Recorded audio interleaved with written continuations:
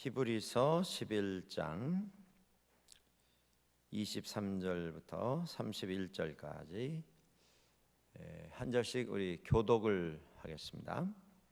23절부터 보겠습니다. 교독합니다. 믿음으로 모세가 낳았을 때에 그 부모가 아름다운 아이임을 보고 석 달 동안 숨겨 왕의 명령을 무서워하지 아니하였으며, 믿음으로 모세는 장성하여 바로의 공주의 아들이라 칭함을 받기를 거절하고 도리어 하나님의 백성과 함께 고난 받기를 잠시 죄악의 낙을 누리는 것보다 더 좋아하고 그리스도를 위하여 받는 수모를 애굽의 모든 보화보다 더 큰 재물로 여겼으니 이는 상 주심을 바라봄이라. 믿음으로 애굽을 떠나 왕의 노함을 무서워하지 아니하고 곧 보이지 아니하는 자를 보는 것 같이 하여 참았으며, 믿음으로 유월절과 피 뿌리는 예식을 정하였으니 이는 장자를 멸하는 자로 그들을 건드리지 않게 하려 한 것이며, 믿음으로 그들은 홍해를 육지같이 건넜으나 애굽 사람들은 이것을 시험하다가 빠져 죽었으며, 믿음으로 7일 동안 여리고를 도니 성이 무너졌으며, 같이 보시겠습니다. 믿음으로 기생 라합은 정탐꾼을 평안히 영접하였으므로 순종하지 아니한 자와 함께 멸망하지 아니하였도다. 아멘. 11장 히브리서 11장 믿음장입니다. 계속 믿음에 대해서 우리에게 증거하고 또 믿음의 인물들을 예로 들어서 우리에게 교훈하고 있습니다. 우리가 구약성경 시초부터 쭉 보아왔습니다. 그러다가 이제 아브라함 때로 들어왔고 그 이후에 여러 아브라함의 후손들 이야기가 나오다가 이제 모세 이야기까지 연결이 되고 있습니다. 이 모세는 이스라엘 사람들에게 있어서는 아주 절대적인 믿음의 인물입니다. 출애굽을 결국 인도해서 이스라엘 사람들을 데리고 나온 지도자가 모세입니다. 그리고 모세가 광야에 나가서 여호와 하나님으로부터 율법을 받아서 이스라엘 백성들에게 전달을 한 이 역할을 감당한 사람입니다. 그래서 모세 없이는 이스라엘을 생각을 할 수가 없습니다. 출애굽 없이 이스라엘이 생겨날 수 없기 때문입니다. 그런데 오늘 본문에 모세의 삶에 있어서 가장 역사적인 이런 사건, 이것을 몇 가지로 나누어서 설명을 하고 있는데 크게 5가지가 거기 나옵니다. 이 모든 행동은 믿음의 행동을 우리에게 설명해 주는 사건으로 이렇게 기록이 되고 있습니다. 여러분들 23절에 보시면 믿음으로 모세가 낳았을 때에 그 부모가 아름다운 아이임을 보고 석 달 동안 숨겨 왕의 명령을 무서워하지 아니하였다. 모세의 부모들의 믿음을 여기서 우리가 찾아볼 수가 있습니다. 출애굽기 2장에 보시면 애굽 임금이 그 옛날에 이스라엘 사람 가운데 요셉이라고 하는 사람이 애굽에 들어와서 어떤 역사를 이루었고 또 어떤 덕과 어떤 이익을 애굽에다 가져다 주었는가, 역사가 지나면서 시간이 지나면서 이것을 다 잊어버리게 되었습니다. 그렇게 되면서 이제 이방인들로 자기 나라에 들어와서 살고 있는 요새 말로 하면 외국인 노동자들입니다. 그 사람들에 대해서 자기들이 어떤 권리를 행사하기를 시작합니다.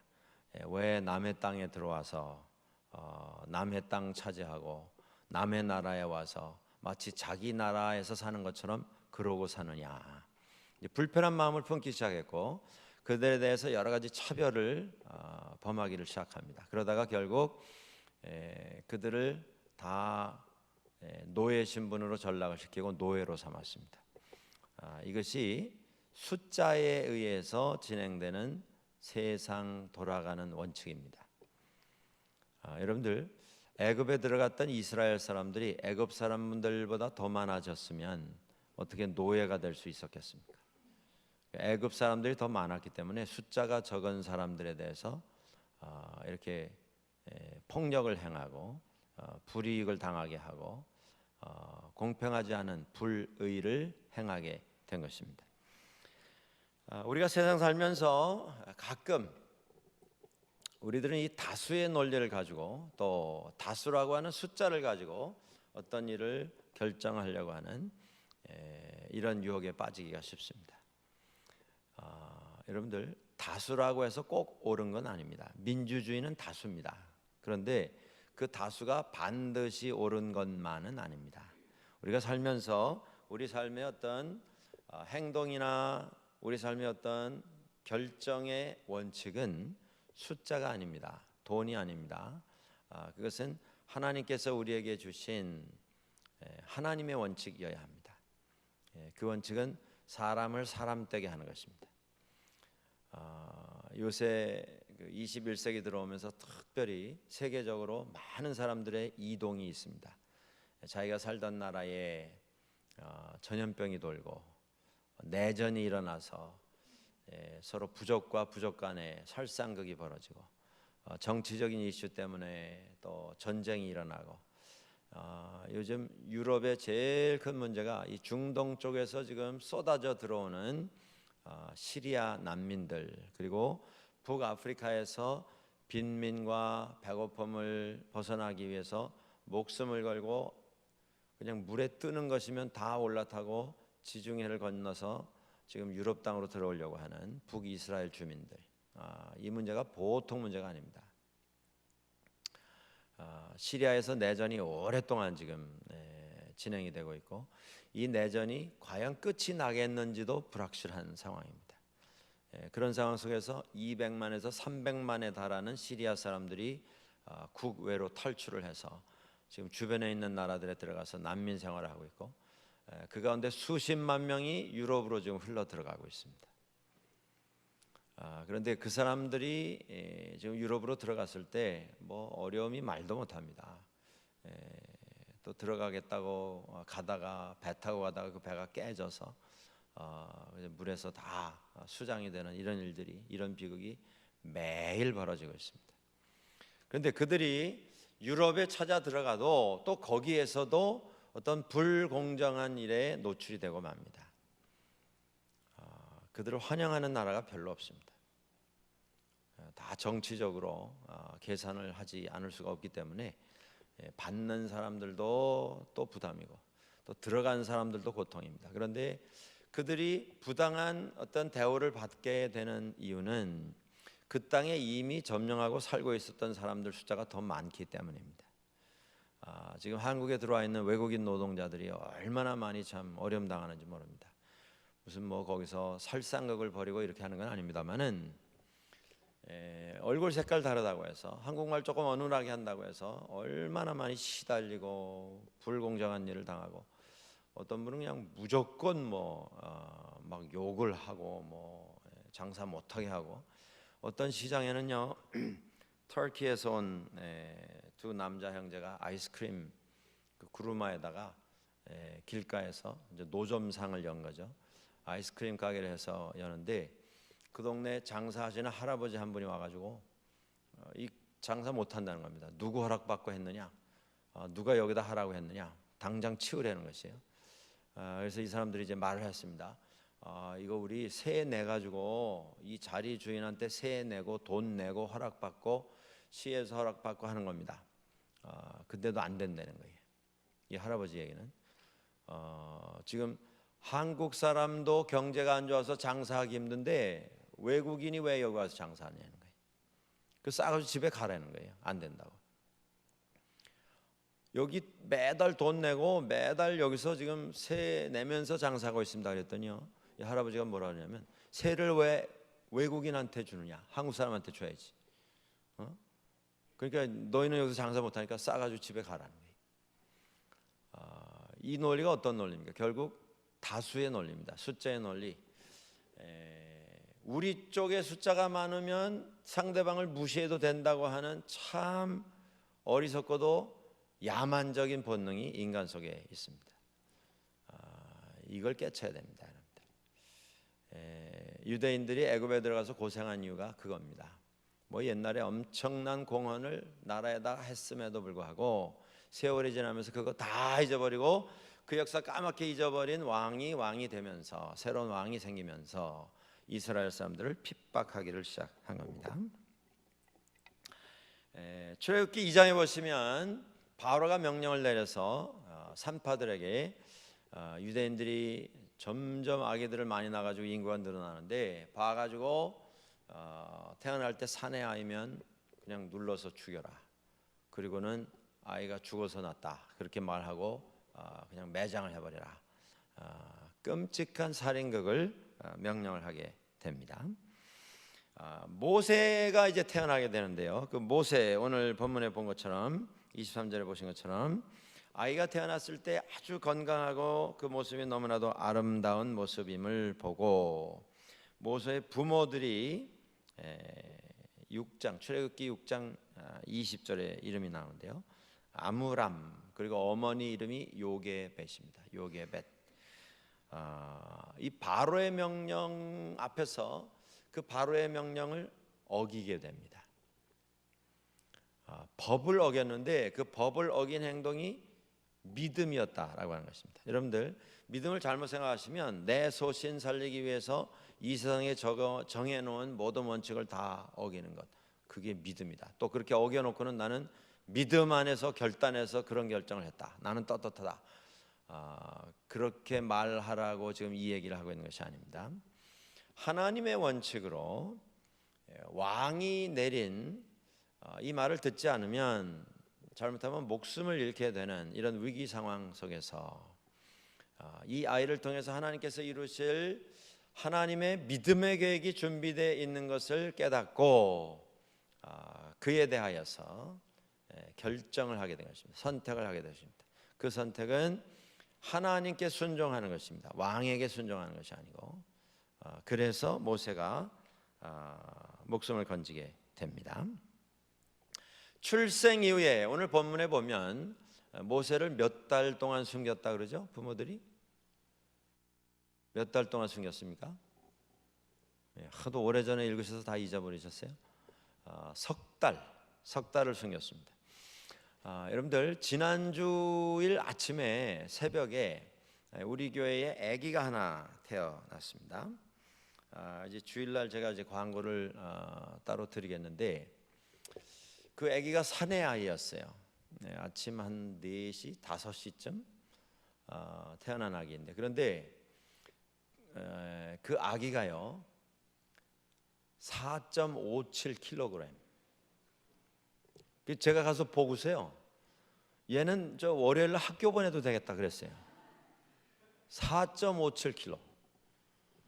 그 아기 엄마가요. 이 아기를 자연분만하려고 애를 쓰다가 의사들이 아기 맥박이 너무 많이 올라가서 이거 더 이상 이러다가는 애도 엄마도 다 위험하니까 안 된다. 이래서 이제 시저리안 섹션 하고서 아기를 낳았다 그러는데 얼마나 큰지 몰라요. 뭐 그냥 근데 그 아이가요 태어난 지 제가 한 12시간 정도 돼서 가서 잠깐 들려서 기도를 했는데 뭐 앙앙하고 울더라고요. 그러다 또 그쳤다가 한 또 5분 있다 앙앙하고 울고 하는데 누가 들어도 사내 아이 울음소리예요.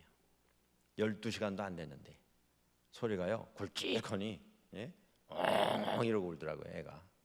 그런데 애기들 뭐 다 중간에 보셨지만 애기가 제일 이쁠 때가 언제냐면요 제 개인적인 생각에는 100일 때인 것 같아요. 100일 때.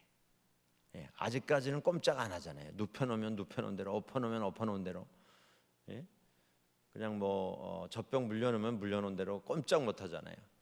그리고 이제 그 처음 태어났을 때 얼굴에 뭐 울긋불긋하고 뭐 이것저것 묻어 있고 뭐 이런 게 이제 다 벗겨지고 젖살이 오르면서 통통 뽀얘지는 그때가 제일 이쁜 것 같아요. 모세가 그때가 됐습니다. 근데 그 아이가 얼마나 울음소리가 컸는지 뭐 밖에서 들으면 누가 들어도 이건 사내 아이예요. 들키면 아기는 죽음입니다. 그리고 아기를 숨긴 부모들도 처벌을 당합니다. 아주 곤란해졌죠. 자, 이때에 방주를 만들어서 뭐 우리가 아는 대로 출애굽기에 자세하게 나와 있습니다. 그 안에 방수 처리를 하고 아기를 그 안에 넣어서 나일강에다 띄워보냅니다. 나일강은 남쪽에서 북쪽으로 흘러나가는 세계에서 가장 긴 강 중에 하나입니다. 굉장히 긴 강입니다. 수량이 굉장히 많습니다. 그리고 상류에는 야생동물들이 많이 나와 사는 뭐 악어도 있고요, 여러 가지 독사, 독수리들이 또 날아다니고 뭐 아주 복잡한 이런 곳인데 그곳에다 띄워서 보내게 됩니다. 자, 그 강에 띄워보낸 모세가 살았느냐 살지 못했느냐, 이게 중요한 게 아니고 모세를 낳았다는 것.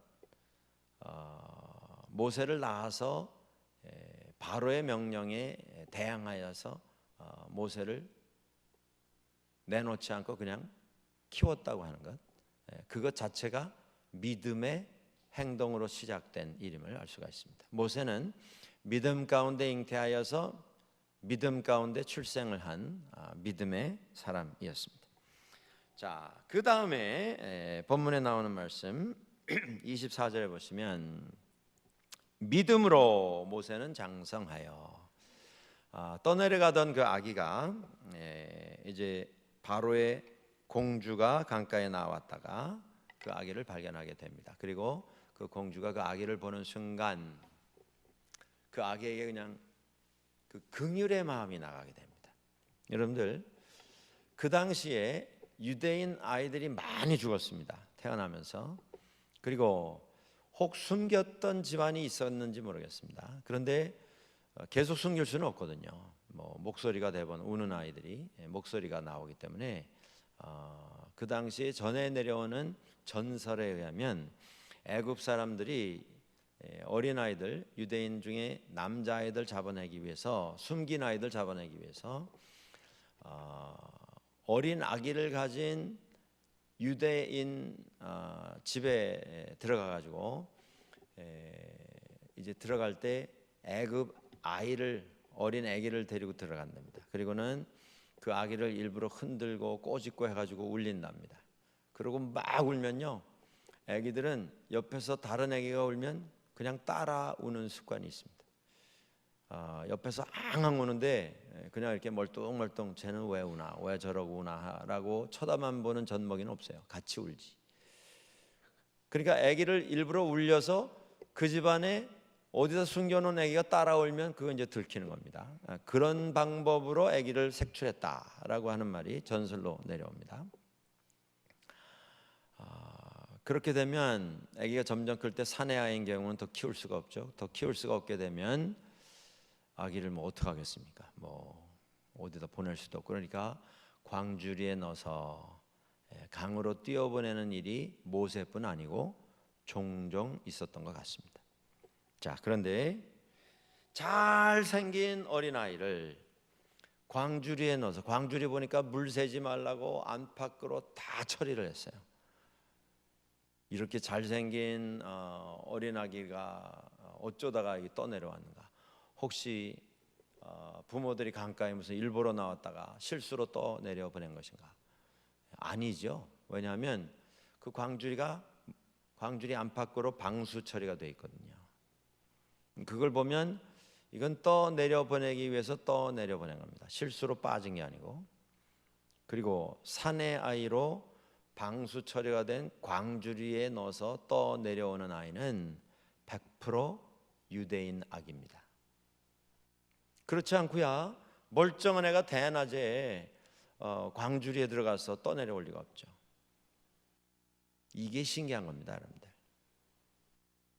100% 이건 히브리 아이인데, 유대인 아이인데, 바로 공주의 그 마음에 긍휼한 마음이 생길 때에 그 아기를, 유대 아이니까 내가 건들면 안 되겠다, 나는 손대면 안 되겠다, 그리고 피한 게 아니고요, 그 아이를 보면서 불쌍한 마음, 긍휼히 여기는 마음, 그를 사랑하는 마음이 생기게 됐습니다.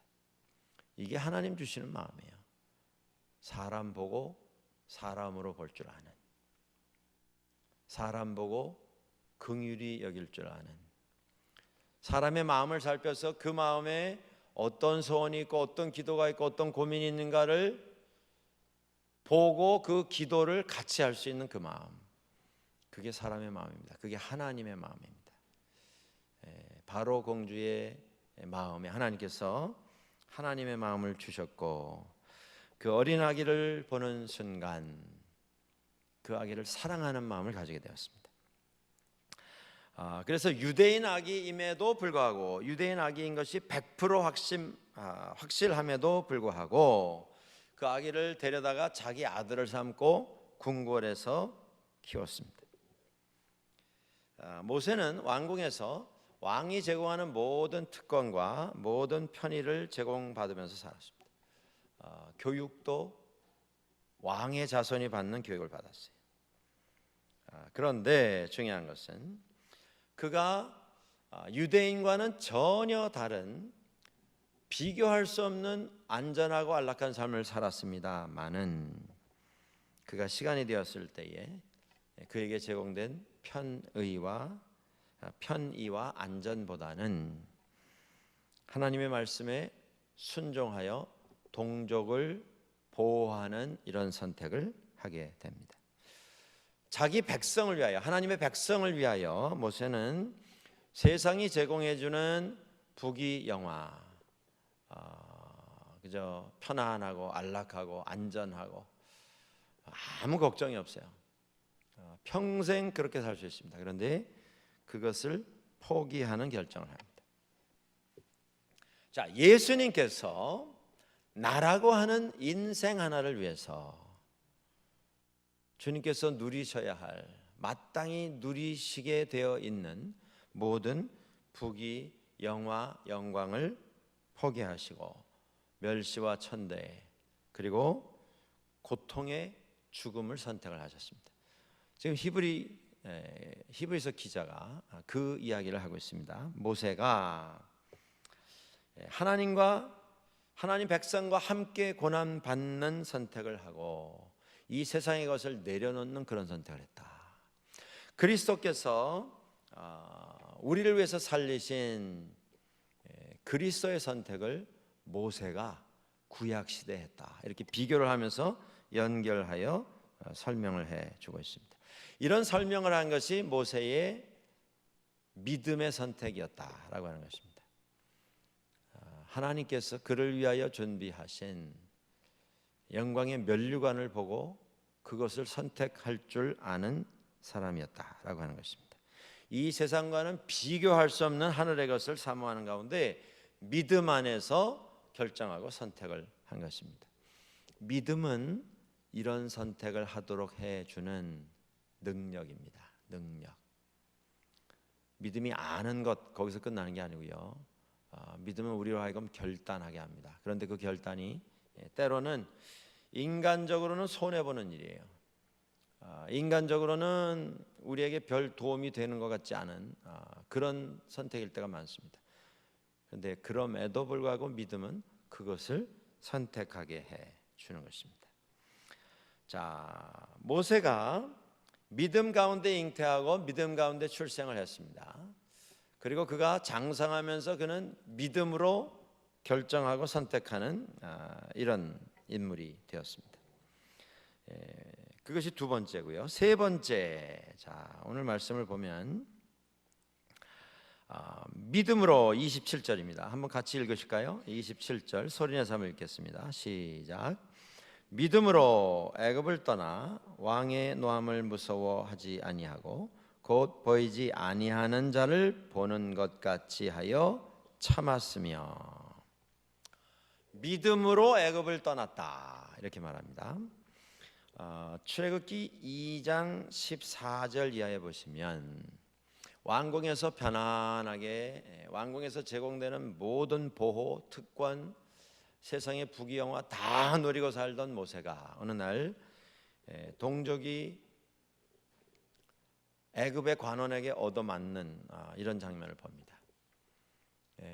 그리고 그가 분노하여서 그 관리를 쳐서 그 관리가 죽게 됩니다. 근데 이것이 지나가다가 우연히 본 사건이긴 합니다만은 애굽에게 신세를 입고 산 모세가 아닙니까? 어떻게 보면 자기가 유대인인 것을 알면서 뭐 100% 확실한데 그럼에도 불구하고 유대인 아기를 왕궁에서 받아들여서 그만큼 키워준 거 아니겠습니까? 근데 그 살인 사건이 일어날 때 모세가 무슨 18, 21, 22 그냥 욱해서 뭐 이런저런 사고를 저지를 수 있는 그런 나이가 아니고 그의 나이가 한참 장년이 되었을 때입니다. 거의 40이 되었을 때예요.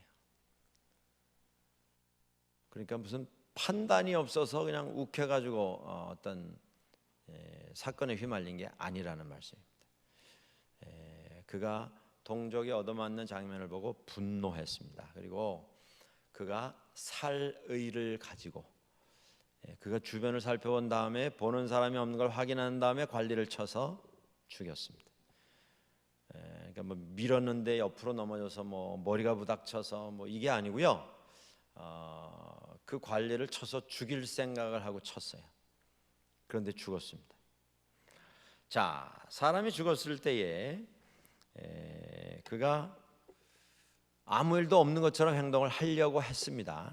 그런데 다음 날 나가서 동족들이 길에서 싸우고 있는 걸 보면서 너희들 왜 싸우냐 그랬더니 싸우지 말라 그랬더니 그 싸우던 이스라엘 사람들이 모세에게 한 말입니다.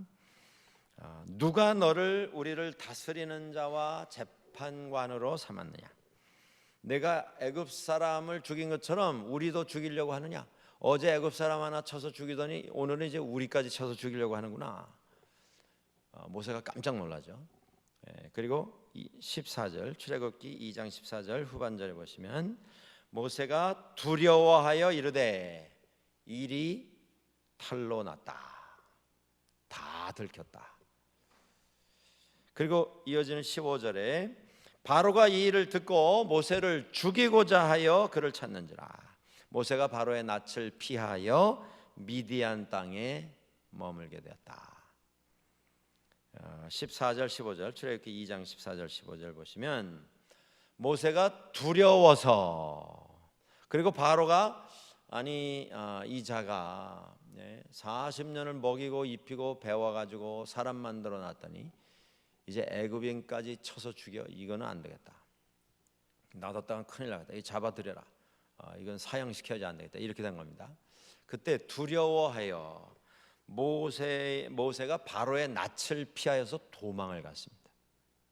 그런데 오늘 우리가 본 지금 27절에는 뭐라고 나오냐면요, 믿음으로 애굽을 떠나 왕의 노함을 무서워하지 아니하고. 구약 성경에서는 모세가 두려워하여서 도망을 쳤다 이렇게 나오는데 지금 히브리서에서는 왕의 노함을 무서워하지 아니하고 애굽을 떠났다 이렇게 말합니다. 그러면 어느 게 더 옳은 기록이냐? 뭐 그렇게 생각할 수 있죠. 아무래도 옛날 그 사건이 일어났을 때 기록이 바른 기록이 아니겠는가? 이건 둘 다 맞습니다, 여러분들. 그 사건이 일어났을 때에 모세는 두려워서 떨었습니다. 두려워서 떨었는데 단순히 두려움 때문에 도주를 해서 도망을 해서 광야로 나아간 게 아니고 히브리서 기자는 이것을 영적으로 해석을 합니다.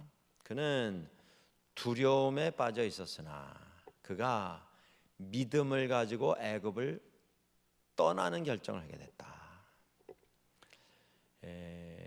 이렇게 생각할 수 있습니다. 모세가 그날 이제 사람이 죽이게 된 것을 다 사람들이 알게 되고 바로도 사람을 풀어서 군사를 풀어서 모세를 잡아 들여라. 내가 그를 처형시키리라. 공언을 하게 된 이 마당에 모세가 내가 더 이상 애굽인인 것처럼 내가 이스라엘 사람이 아닌 척하고 살지 않겠노라. 나는 이스라엘의 백성, 이스라엘의 자손 모세다. 나는 더 이상 피해 다니지 않겠다. 우리가 여기서 이러고 살 수 없다. 여기서 이렇게 핍박을 받고 착취를 당하고 여기서 가진 수모를 당하고 우리가 이렇게 살 수가 없다. 다 나를 따르라. 우리가 권리해서 우리의 권리를 되찾고 하나님께서 우리 조상들에게 주신 우리로 하여금 나라를 세우시겠다고 한 그 계획을 오늘 실천에 옮기자. 그러고 시작을 할 수 있었을 것입니다. 이게 중요한 겁니다, 여러분들. 모세가 지금 살인극 벌이고 그 뒤처리를 할 수가 없어서 뒷감당을 할 수가 없어서 광야로 도망친 게 아니라 모세가 그날 백성들에게 호소하면서 이제 더 이상 우리는 여기서 이렇게 살 수 없다. 다 권리해라.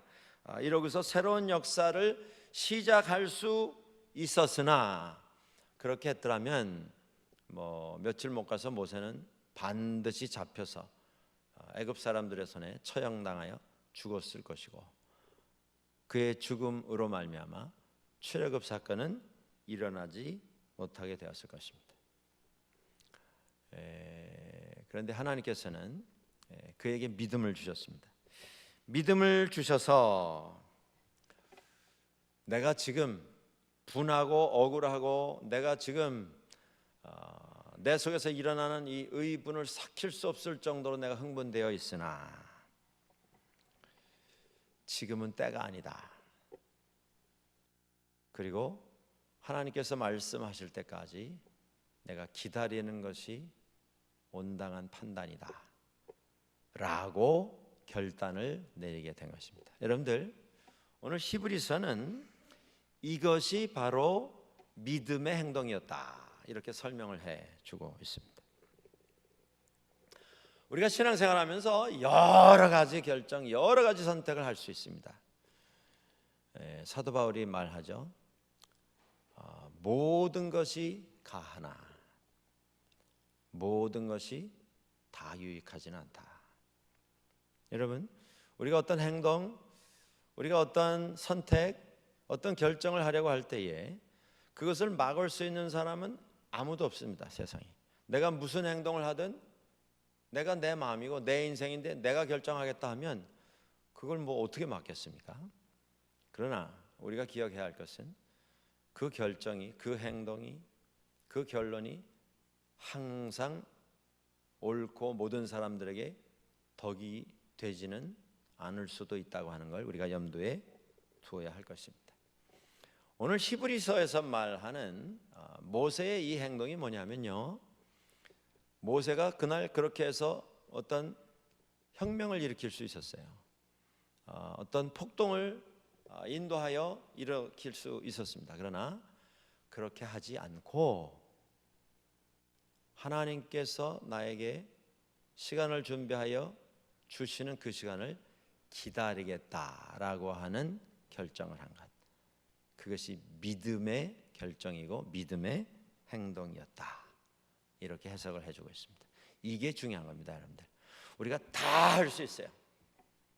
그런데 다 할 수 있는 자격도 있고 다 할 수 있는 능력도 있고 모든 것을 다 할 수 있는 권리도 내게 있으나 이것이 하나님의 시간, 하나님의 방법, 하나님의 계획이 아직 아니라는 것을 알 때에 그가 기다리는 선택을 하게 됩니다. 이게 중요한 것입니다. 이게 믿음입니다.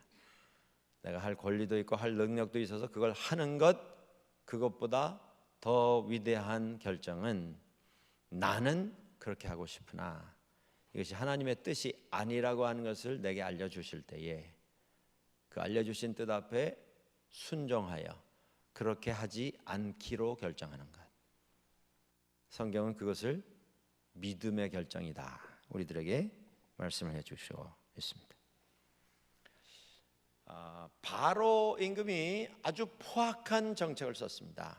사람을 많이 죽이는, 아무 죄도 없고 잘못도 없는 어린아이들의 생명을 앗아가는, 그리고 이스라엘 사람들을 더욱더 못살게 굴고 더욱더 그들을 학대하고 착취하고 폭력으로 다스리는 이런 일을 했습니다. 그러나 우리가 믿음 안에서 살아갈 때에 폭군의 폭정에 시달릴 때에 그 폭군의 폭정을 더 자극해서 상태를 악화시키는 행동을 할 필요는 없습니다. 무슨 말씀이냐면 그 폭군의 폭정, 학대 이것이 옳다.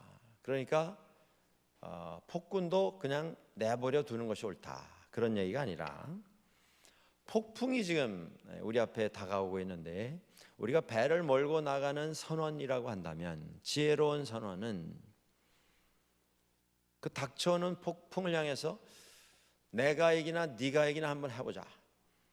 나는 뱃사람이고 너는 폭풍인데 내가 한번 나의 용기를 보여주겠다. 그리고 폭풍을 향해서 돌격해 들어가는 그런 용기는 용기가 아니라고 하는 것이죠. 폭풍은 피해야 될 거 아닙니까? 폭풍은 돌아가야 될 거 아닙니까?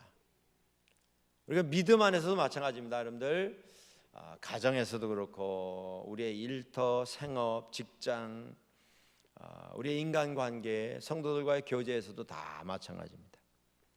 내 안에 어떤 본능적인 이런 생각들이 올라올 때가 있어요. 정말 그렇게 하고 싶은 막 이런 열정과 갈망이 생겨날 때가 있습니다. 내 속에 참지 말고 모세에게 다가온 그 마음처럼 참지 말고 이때다. 지금부터 혁명을 시작해라. 지금부터 폭동을 일으키고 사람들을 인도해가지고 지금 바로에 저항하는 투쟁을 시작해라. 그게 막 불붙듯이 올라왔죠. 그런데 그런 소리가 들려왔으나 하나님께서 지금이 시간이다 라고 하는 말씀을 아직 주시지 않음을 알게 되었을 때에 지금은 시간이 아닌 것을 알고 하나님 뜻 앞에 순종하여 다른 결정, 다른 행동을 하지 않도록 선택하는 것, 그것이 믿음입니다. 그것이 모세가 선택했던 모세의 용기였다고 하는 것입니다. 우리가 살다 보면 우리 마음이 어느 한쪽으로 결정이 될 때가 있습니다. 나는 이 일에 대해서 이렇게 하겠다, 저렇게 하겠다. 내 마음은 결정이 됐어요. 근데 사람 마음 바꾼다고 하는 게 쉽지가 않습니다. 더더구나 내가 반드시 이렇게 하겠노라 결정을 한 그 마음을 바꾸기는 쉽지가 않습니다. 사람이 설명하고 설득해가지고 바뀌지 않아요. 그런데 그렇게 결정을 했음에도 불구하고 기도하는 가운데 고요히 묵상하는 가운데 그렇게 하는 것이 하나님께서 원하시는 방법은 아니다. 아직 하나님의 시간이 아니고 하나님의 때가 아니다라고 하는 것을 알게 해 주실 때에 내 마음속에는 이러한 계획, 이러한 소원이 있으나 하나님의 뜻이 그것이 아님을 알게 해 주실 때에 그때 하나님 앞에서 편안한 마음으로 오히려 기쁜 마음을 가지고 내 마음에 정해진 대로 행동하는 것이 아니라 하나님의 뜻에 순종하는 것을 결정하는 것, 그것이야말로 참된 용기입니다. 그것이야말로 참된 신앙의 모습인 것입니다. 근데 이것은 그렇게 쉽게 만들어지는 건 아닙니다. 그렇게 하려면 우리가 영적으로 깨어 있어야 됩니다. 영적으로 하나님 앞에 다 있어야 됩니다. 그렇게 하려면 정말 기도하는 마음 가지고 하나님 앞에 엎드리는 우리의 삶이 있어야 합니다. 이것이 주님의 뜻인가? 이것이 정말 하나님께서 지금이 그때이다, 이제 그 일을 행하라 말씀하시는 그때인가? 그것을 우리가 분별하는 이러한 믿음의 모습이 우리에게 먼저 있어야 하는 것입니다.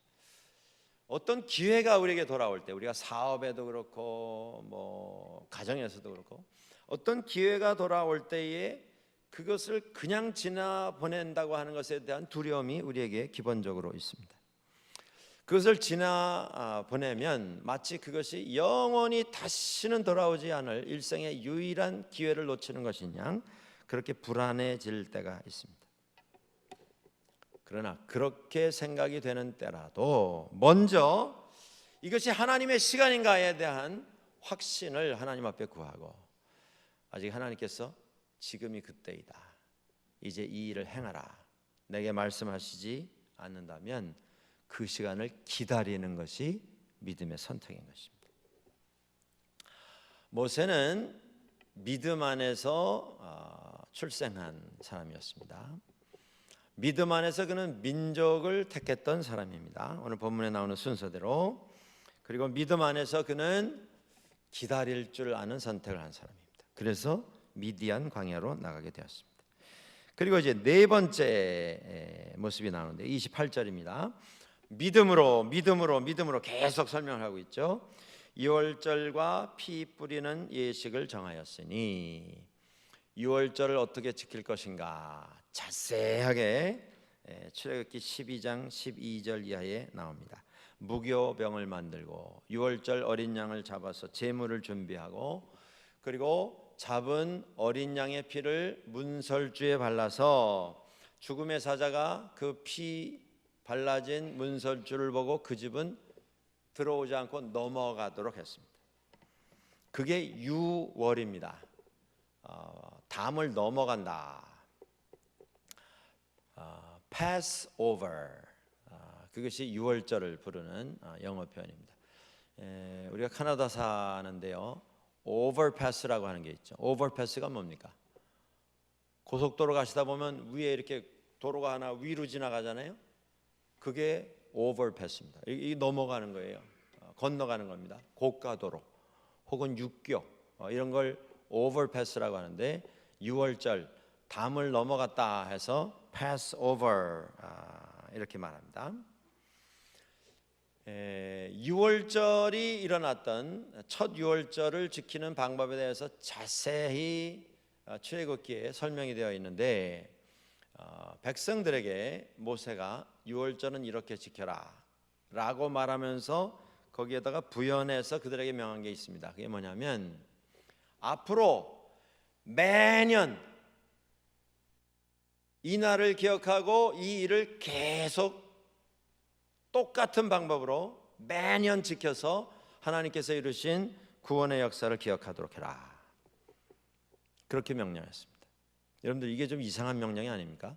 아직 유월절이 행해지지도 않았는데 그걸 행하도록 명령을 하면서, 이게 오늘 저녁뿐 아니고 앞으로도 매년 이것을 기억해서 하나님께서 이루신 놀라운 구원의 역사를 후손들에게 가르치도록 해라. 아직 애굽에서 나가지도 않았어요. 나가라고 하는 허락이 떨어지지도 않았는데 앞으로 영원히 이것을 행하라, 그 말까지 붙여서 이스라엘 사람들에게 지도를 했습니다. 그 얘기는 뭡니까? 모세는 믿음으로 이 일을 했습니다. 출애굽이 하나님 은혜 가운데서 반드시 이루어지리라. 하나님께서 애굽에서 고생하고 신음했던 이스라엘을 반드시 구원해 내시리라. 그리고 하나님께서 이스라엘 사람들에게 약속을 하셨던 그 약속의 땅, 가나안 땅, 하나님께서 반드시 이스라엘을 인도하여 그 땅에 들어가게 해 주실 것이라. 그걸 믿었습니다. 그래서 그 지시를 하게 된 것입니다. 자, 이스라엘 사람들이 이제 애굽에서 나가서 출애굽에서 광야로 나가게 되었는데, 그냥 순탄하게 나간 게 아니죠. 그 뒤에서 화가 머리끝까지 난 애굽 사람들이 군사를 동원해서 쫓아오고 있습니다. 그런데 그 상황에서도 모세는 하나님의 말씀에 의지하여서 순종하는 모습을 보게 됩니다. 여러분들, 여기서 우리가 꼭 잊지 말고 기억하셔야 할 모세의 모습이 있습니다. 그것은 뭐냐면요, 하나님께서 이스라엘을 구원하시리라고 하는 것을 믿는 것, 그것하고 하나님께서 이스라엘을 구원하시리라고 하는 것을 확실히 믿기 때문에 믿음대로 행동하는 것, 이건 별개입니다. 우리가 하나님께서 우리를 구원하시리라, 그걸 믿는 건 어떻게 보면 쉽습니다. 네. 하나님께서 우리를 사랑하신다, 믿는 건 쉬워요. 우리를 구원하시고 지키실 것이다, 애굽의 손에서 우리를 건지실 것이다, 믿는 건 쉬워요. 그런데 그렇게 믿기 때문에 믿은 대로 행동하는 것, 그건 쉽지 않습니다. 모세에게서 배워야 할 게 이겁니다. 그가 믿었기 때문에 그는 믿음대로 행동했어요. 백성들을 데리고 광야로 걸어나가기를 시작했습니다. 우리의 믿음이 하나님께서는 이렇게 하실 것이다, 이렇게 언젠가는 하실 것이다, 그냥 막연히 믿는, 그리고 가슴 뿌듯해하는, 거기서 멈추면 안 되겠습니다. 믿음은 반드시 행동을 동반해야 합니다. 믿은 대로 사는 겁니다. 행동하는 것입니다. 모세가 그 순종함을 우리들에게 보여주고 있습니다. 자, 모세는 얼마나 어렵습니까? 지금 다 노예로 수백 년 살던 사람들인데 이제 어느 날 밤에 갑자기 애굽에서 나가라, 떠나라, 막 급하게 짐 싸가지고 좀 출발해서 나가고 있는데 그 행로가 그렇게 평안하고 평탄한 행로가 아닙니다. 뒤에서 막 군인들이 쫓아오고. 모세가 믿은 건 그것입니다. 우리를 나가시게 할 때에는 무슨 어려움이 오더라도 그것을 반드시 극복하게 해주실 능력도 주실 것이라 믿고 행동한 것입니다. 그게 믿음입니다. 그 믿음이 있었기 때문에 행동한 것입니다. 자, 그 다음에 다섯 번째로 말씀 나오는 것이 있는데요, 29절에 보시면 또 똑같은 표현입니다. 믿음으로 그들은 홍해를 건넜다. 홍해를 건넜다. 지도자인 모세에게 믿음이 있었습니다. 그런데 백성들에게 그 믿음이 전달이 됐습니다. 백성들은 아무 때라도 금방 하나님의 말씀에서 돌이켜서 우리가 여기서 죽느니 애굽으로 돌아가는 게 살 길이다, 그러고 돌아갈 수도 있는 이스라엘 백성들이었습니다만은 그들을 데리고 인도해서 바다로 들어갔습니다. 바다가 갈라졌습니다. 마른 땅처럼 그 땅을 밟고 홍해를 건너갔습니다. 뒤따라 들어온 애굽 사람들은 그 바다에 휩싸여서 다 떠내려가고 말았습니다. 똑같은 일을 했어요. 이스라엘 사람도 애굽 사람도. 믿음으로 행동한 사람들은 하나님께서 지키시고 책임지셨고, 살기를 가지고 뒤를 쫓아왔던 사람들은 다 수장을 당했습니다. 어떤 책에 이런 글귀가 있는 것을 봤습니다. 인생의 일이라고 하는 것, the business of life, 그리고 인생의 길이라고 하는 것은 the way of life. 인생에 관련된 모든 일들은 앞에 처 있는 담장을 넘어가는 것에 관한 것이지, 그 담장 앞에 다 누워가지고 신음하고 고민하고 거기서 포기하고 잔디밭에 다 기진맥진해서 쓰러져서 거기서 탄식하는 것에 대한 것은 아니다.